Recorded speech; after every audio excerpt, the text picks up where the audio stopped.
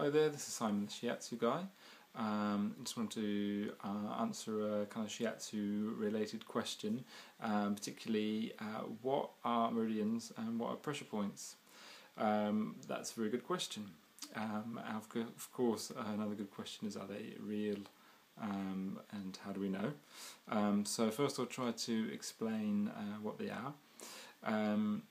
Basically, as far as we know in Western science, they do exist, they are measurable, they were first observed in ancient China.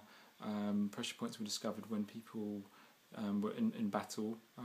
Soldiers, maybe hit with an arrow, survived, but then realised that an old ailment that they had disappeared, so fluke maybe, maybe a myth possibly, but also, you know, it's a possibility, a possible explanation for the origins of pressure points, and then from that the discovery of meridians.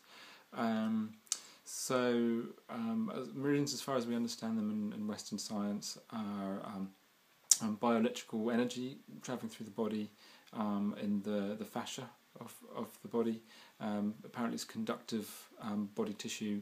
You know, the fascia surrounds the muscles, separates the muscles and the skin. If you're a meat eater, or have seen a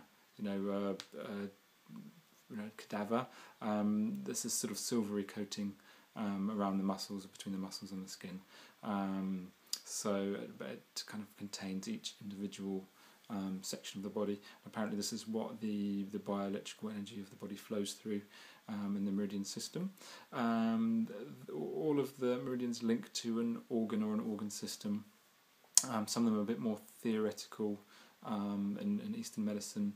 They don't actually have a brain in Eastern medicine, but they have, I guess, a concept of the body as a whole, and that actually our personality and thoughts reside in the body and not just in our head, as in the West we tend to think.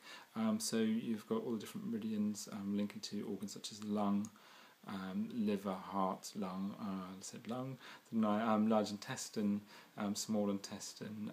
It's a conceptual organ called the triple heater, which is the sort of, in a way, the lungs, the small and large intestine, but it's more to do with the regulation of temperature in the body, things like this. So that's a slightly different topic. That's more the functions of the meridians, but so the meridians themselves are a way for these energies to travel through the body. It's basically a continuous circuit through the body, but it sort of changes, the quality of the energy changes as it goes through the different meridians, and that's how we're able to diagnose by detecting that different energy. That's how do we know they exist? Because you can feel them, you can measure them.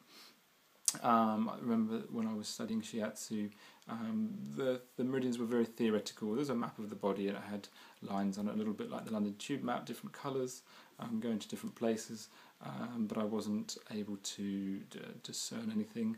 And then I remember one particular class, my teacher was saying, okay, feel here, and then you kind of feel a line. Okay, then with your other hand feel here, and then move off and then on this line, and actually could feel a similar quality that was continuous, and then from that working along the line, tracing this meridian through the body.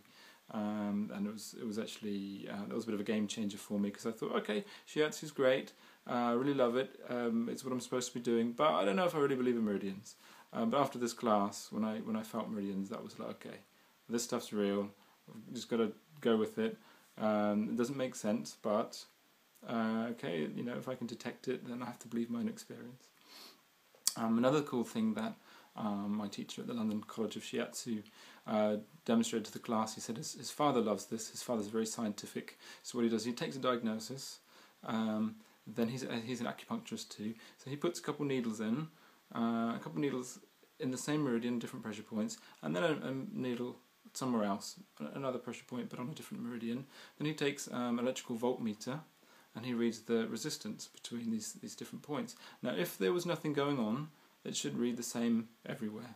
The voltage shouldn't change if it's on a meridian or off a meridian, because there's nothing going on.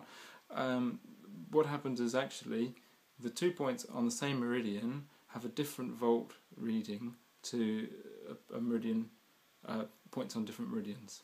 So that was also pretty conclusive evidence. I'm sure there's a lot more research out there, but just as an example that they are real and they do work.